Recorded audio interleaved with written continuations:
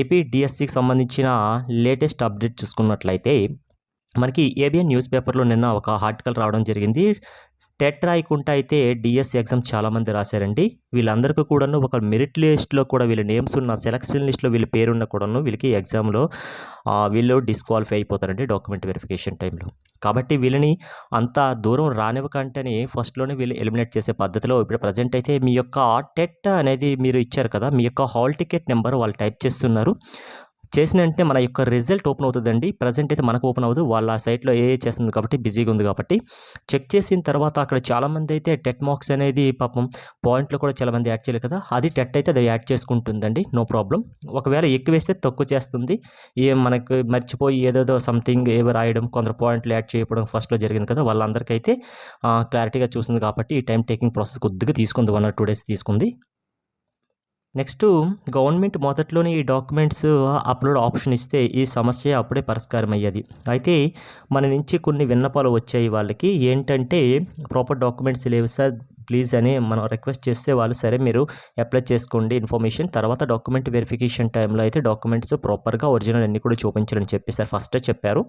అయితే ఇప్పుడు చాలామంది అయితే రాంగ్ ఇన్ఫర్మేషన్ ఇచ్చారు కదా, ఈ రాంగ్ ఇన్ఫర్మేషన్ ఇవ్వడం వల్ల ప్రజెంట్ అయితే టెట్ స్కోర్ వెయిటేజ్ దగ్గర ప్రాబ్లం వచ్చింది కాబట్టి ఇదొక ఏఐ అనేది మనకి ఇప్పుడు ప్రజెంట్ అయితే వెరిఫికేషన్ చేస్తుంది. ఆల్రెడీ చాలామంది అయితే డిస్క్వాలిఫై చేసింది కూడాను. ఓకే, నెక్స్ట్ ఫైనల్కి అబ్జెక్షన్లో మనకి మళ్ళీ సమ్ ప్రాబ్లమ్స్ వచ్చాయి కదా మొన్నను, వచ్చినప్పుడు వాళ్ళందరూ కూడా ఆన్లైన్ కాదండి సరే ఆఫ్లైన్ డైరెక్ట్గా మనకి మంగళగిరి ఆఫీసులు అయితే తీసుకుంటున్నారు. ప్రతి ఒక్కరు కూడాను ఒక వీలైతే దయచేసి ప్రతి ఒక్కరు కూడా మీ యొక్క అబ్జెక్షన్ మంగళగిరి ఆఫీస్కి వెళ్ళేసి ఇవ్వాల్సిందిగా కోరుచున్నాం. ఓకే, ఎందుకంటే మనకి ఆఫ్ మార్క్ వచ్చినా కూడాను మనకి జాబ్స్ అనేది వస్తాయి, ఆఫ్ మార్క్స్ లాస్ అయినా కూడాను జాబ్ పోయే ఛాన్సెస్ ఉంటాయి, అది అందరికీ తెలిసిన విషయమే.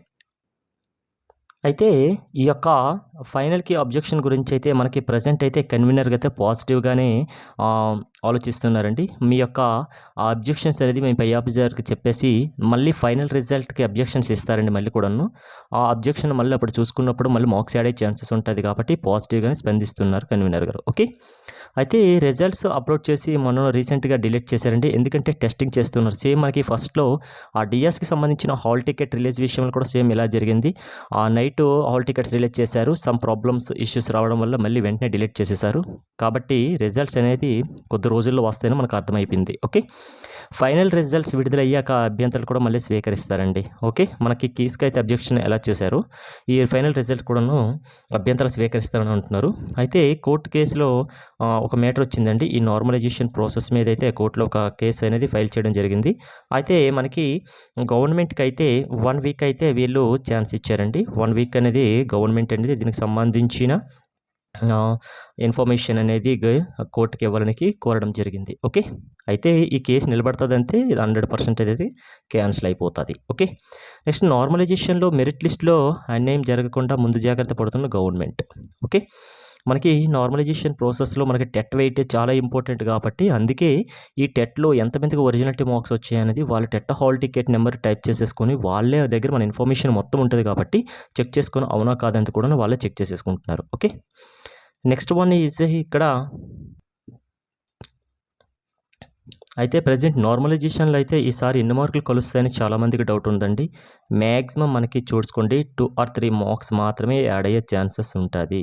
ఓకే, మ్యాక్సిమం 2 or 3, ఎందుకంటే మరీ ఎక్కువ చేసేస్తే కొందరు బాగా రాసే వాళ్ళకైతే అన్యాయం జరుగుతుందనే ఉద్దేశంతో వాళ్ళు యావరేజ్ అనేది తీసుకుంటారు. నార్మలైజేషన్ ఎలా చేస్తారనేది చాలా వీడియోస్ ఉంటాయి, మీరు ఒకసారి చెక్ చేసేసుకోండి ఎవరికైనా డౌట్ ఉంటే.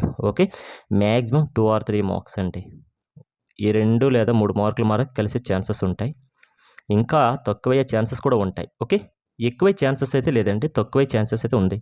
అయితే ఈసారికి మాత్రం డిఎస్సి రాసే వల్ల ఎక్కువగా 90% చూసుకున్నట్లయితే పీజీ పర్సన్స్ ఉన్నారండి, పోస్ట్ గ్రాడ్యుయేట్స్ వాళ్ళు.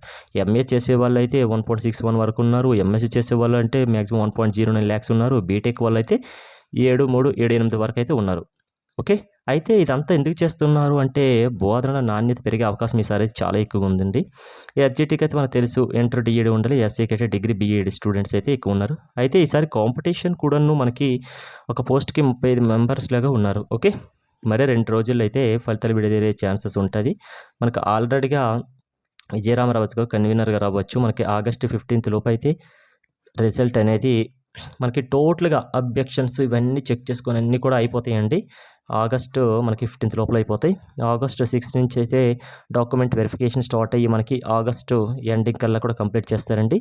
నెక్స్టు మనకి పోస్టింగ్ అనేది మనకి సెప్టెంబర్ ఫస్ట్ వీక్ కల్లా ఇచ్చేస్తారు. ఎప్పుడు సెప్టెంబర్ ఫస్ట్ కంటే మన ఫస్ట్ వీక్ అంటే మనకి మ్యాక్సిమం సెప్టెంబర్ మనకి 5 టీచర్స్ డే ఉంది కదా! ఆ రోజుటికల్లా కూడా పోస్టింగ్ ఇచ్చే ఛాన్సెస్ చాలా ఎక్కువగా కనిపిస్తున్నాయి. ఓకే. Thank you.